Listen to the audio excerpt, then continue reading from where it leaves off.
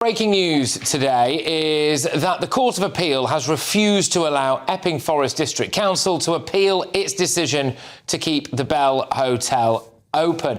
That's right, a panel of judges, including the former Labour Party member, chairman of the Fabian Society and the treasurer of the Society for Labour Lawyers, has refused to allow Epping to appeal.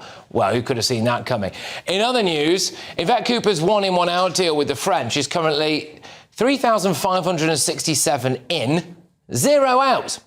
When she announced it, she refused to say if anyone would be deported back in August. Taking place in August.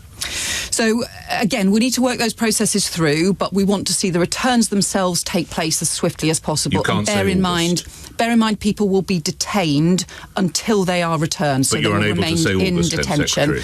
Well, as I said, we want this to be in a matter of weeks. Some of those cases we hope will be able to take place very quickly. All right, here we go. It's September. Yvette's back from interrailing around Europe with her husband, Ed Balls. And this morning, she's back on the media. Will it happen this month, Yvette? Will it happen in September, Home Secretary? That's our expectation, No, but can you pledge that it will happen in September? That is our expectation. So you can't guarantee it will happen in September? We know that we will work through different legal challenges, and we will do so as speedily as possible. Why weren't you advised of this by your lawyers? It makes it sound like you've suddenly realised these problems. You must have been aware of these. Well, no, quite the opposite, actually. What, the lawyers didn't advise you? No, quite the opposite, as in we've always been clear that it would take time to roll out the first phase of this. It's a circus, isn't it? And that led to the comical situation where Good Morning Britain happened.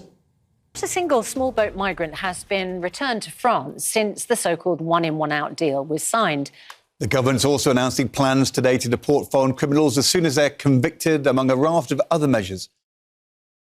Hosted by her husband, Ed Balls, and they had to report on what an ocean-going failure his wife, Yvette Cooper, is. And, yeah, remarkable, really. Looked like face like a slapped backside, didn't it, there for old Ed? But Yvette Cooper did choose to speak to the BBC twice this morning. She didn't have time yet again for GBNews, which is a shame, because today it was revealed that we actually were the country's most watched news channel for the second month in a row. Anyway, we now enter the second month of the French migrant deal, and we've not deported a single person. In fact, of the 35,000 people the government claims to have deported, they won't say if a single one of them was a channel migrant. But who are the kind of people that we might be importing illegally? Well, let me give you a flavour of it.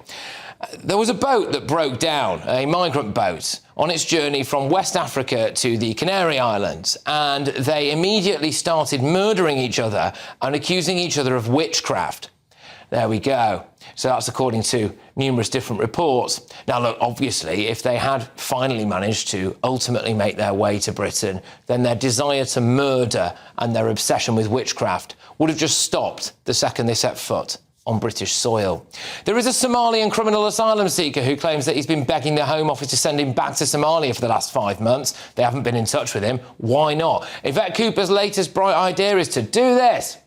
We need to clamp down on that kind of misuse, and that's why we're sending these messages, to be very clear to people. The asylum system is not for people who just want to extend their visas. Yeah, so students who illegally overstay their visas will get a text. So if you can text them, Home Secretary, then you can track where they are and then just go and deport them. I mean, take a little look at this. Is it any wonder that Labour now has an approval rating of -59? So earlier on today, GBNews spoke to Boris Johnson. Seriously, what the government should do, what Yvette Cooper should do, is swallow a lot of pride and implement the Rwanda plan. Well, there we go. I mean, it's a complete disaster zone, isn't it? Should Yvette Cooper hurry up and swallow that pride, do we think? Hello, I'm Bev Turner. Now, it can feel like the money in our bank accounts at the moment does not keep up with the cost of living, and maybe there's a solution. I'm here today with the CEO of TallyMoney, Cameron Parry. Cameron, what is TallyMoney?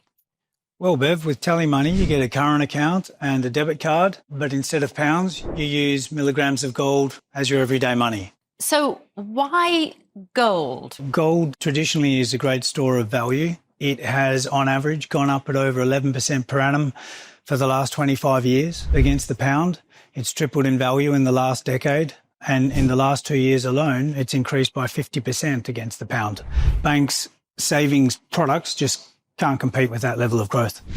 But this isn't just about gold. This is about a currency that you guys have created at TallyMoney. Explain it to me as though I'm an idiot. So, look, people need to be able to hold their earnings and build their savings in a money that retains its value and remains in their legal control and remains theirs to access, away from government control. Great. You had me at not exposed to government control. You should feel safe and happy with your money. You should have peace of mind the more money you see in your bank balance, and that's the type of thing we're trying to deliver and give people choice in the type of money they get to use every day. Brilliant. Thank you so much, Cameron. Thank you.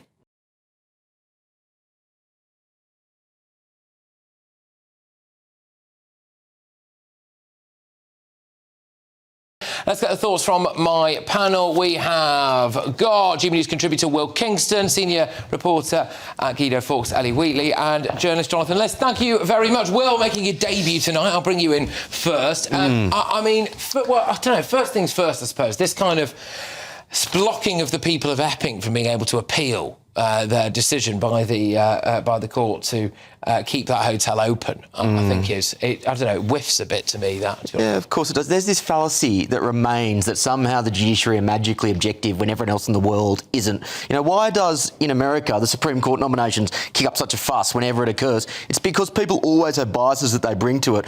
But the problem that we have in this country is that we've created a system where the judges now have more power in many instances than the politicians do. And this started with Blair and it's continued, and we've just continued to actually give these ideologically captured people more and more ways to actually go against the will of the people. So we were here, I was reporting when it was all kicking off live on Friday about, the Labour Party member for 28 years, the former chairman of the Fabian Society, former treasurer for the Society of Labour Lawyers, the founder of Matrix Chambers, same chambers that our Attorney General worked at, being the one who was reading out the ruling on that case. And then tonight we find out that they've also denied the people of Epping, the Epping Council anyway, the right to appeal that decision to the Supreme Court. Are we just supposed to just accept this? But also, I think the other point is the fact that the Home Office and Yvette Cooper's lawyers used the ECHR to overrule the court ruling to block migrants from being housed in this hotel. So that's another thing that's just going to rile up the debate within the Labour Party as well. We've obviously seen people like Jack Straw, etc., come out against, we should decouple from the ECHR. So that's going to feed into that. And it does not help Starmer amongst his party, but also amongst the public. Jonathan, so we've got that story there coupled with the fact that we have not deported a single person in 2 months under this so-called one-in, one-out scheme, which is now basically a 3,500 in and a non-out scheme. I mean, she just doesn't know what she's doing. It's a complete disaster. Something's obviously gone wrong behind the scenes, hasn't it? I don't know what's happening in the Home Office. I think that agreement was very stupid to begin with, and obviously I disagree with it on moral grounds to begin with. I think what Will said a moment ago is absolutely completely ludicrous. It's common sense, mate. I think you'll find that it's just wrong, mate, when you have the Supreme Court in the United States, which is, if that is the model, they might as well just pack off and go home now, because you have such a nakedly politicised judiciary that they really do have the right to change people's lives, whether it was constitutional amendments, so the courts are right. No, I think that if you're going to have a profession such as the judiciary, we do have to occasionally trust people to exercise their professional judgment and to say that, yes, they are objective. It's not all conspiracy if they disagree with you. It just happens to go one way or another. I'm still waiting to hear how I said what was wrong. If the first judge was actually Conservative, and he did stand to be elected, I think it was 4 times as a Tory MP, to be fair. Okay, fine. It was a candidate. Okay, fine. And I didn't say anything that I think we can point at, because certainly our opponents are very happy to point out on the other side. But it doesn't mean that his judgment was politicised. I'm not suggesting that for a moment. He's a judge. He took a decision. The appeal judges had a different decision. And for what it's worth, I think that the council should have been allowed to appeal, because ultimately this is such an important issue. It probably will have to be heard in the Supreme Court at some point. Patrick, you know what is interesting, how you've coupled these stories together? People more and more are feeling like that there is this combination of an ideologically captured judiciary and an inept ideological government, and they are working in league together, at least the optics, to actually basically go against the will of the people. That is the problem that this faces, and as a result of that, trust in those institutions has completely eroded. How do you know what the will of the people is? The will of the people was to elect Labour a year ago. The last time the will of the people was actually checked. Well, that's not how it works. We don't have elections by polls in this country. The current approval rating is -15. Doesn't matter. Mention though, this 1 in, 1 out deal is only maybe 50 migrants a week. That's what they're hoping for. That is a drop in the ocean. That's not a deterrent. So, I mean, the whole thing is a nonsense anyway. It's also a little bit of a laughing stock. I mean, Yvette Cooper, first day back from interrailing with Ed Balls around continental Europe, found time to go on the BBC twice today. One of those, which is going to come on to next, was just all about her saying pathetically how much she loves flags. And then it was just nuts. I mean, it was nuts. But I love it was the concept of flags as well, which I found very odd. It was horrific to watch. It was just maniacal, really. But the point is, you would have thought if they're going to announce this migrant deal, the first, just even purely as a token effort, the first thing they would have said to the French is, right, look, we need a token plane off that ground within the first few weeks. And they can't organise that. The French have obviously said no, haven't they, I think? Yeah, probably. I mean, they're obviously in a bit of a crisis at the moment themselves within the government, so there's that to hand as well. But they had the discretion to decide which migrants they could take back, didn't they? Yeah, I think so. Yeah. But again, it's 1 in, 1 out. It's still net the same, and it's only 50 migrants a week. So a lot of these policies that Labour announced to sort of sound like they're tackling immigration and smashing the gangs don't work. For example, the deport now, appeal later scheme. The countries they added onto the list were Canada, Australia, a whole bunch of countries that actually we know foreign national offenders don't necessarily. Yeah. Look, the whole reason for this is that the government, 1.6% of small. The government doesn't have the guts to actually fight its own battles. They're conceding all of the political ground to reform. They're basically fighting on reform's lawn. They're never going to win that battle. Yeah. If you cede all the ground to reform will win, and that is the cardinal error they're making on this issue. Well, so hey, let's say I don't know what your exact visa situation is, mate, but let's say you overstayed, right, and you were desperate to stay here, and you'd managed to evade immigration authorities for a number of years, and doing a little bit of illegal activity, all of that stuff. But then the Home Secretary sends you a text, mate, right, and she says, "Hey, look, Will, would you rather she deported him? I've got your number. I've got your number." Detain, deport. Is that going to make you turn yourself into the authorities, do you think?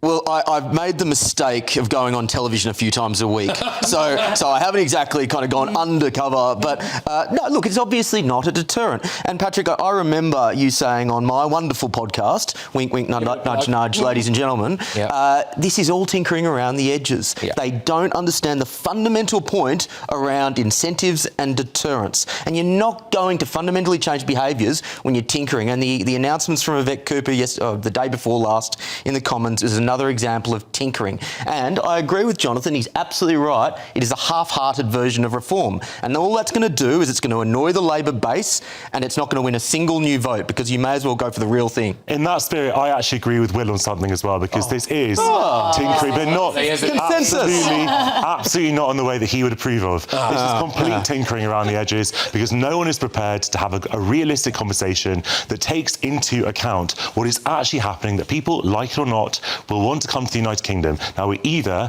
outsource that to criminal gangs, or we actually facilitate it with safe and legal routes and allow people to claim asylum, which is an internationally recognised human right. So people, get discounts on golf and saunas and all the rest of it. Of course, I would want to come here too. I want that. Jonathan, well, for £9 a week, Ellie, I don't think so. People wanted to come to Australia as well, and because they sorted the problem out, they no longer have any boat arrivals. I don't think that Australia is a model for race relations in any way. Oh, that's not certainly on its migration policy. Yeah, and if you look at the way that Australia treated detainees on that island, people died. The UN criticised it for being inhumane. Oh, I couldn't give I'm sure you couldn't. What the UN I'm sure you says. couldn't, but a lot of people do. But Jonathan, here's the other fact: more people died crossing the river, crossing the ocean in dangerous boats than died in Nauru. That is a fact.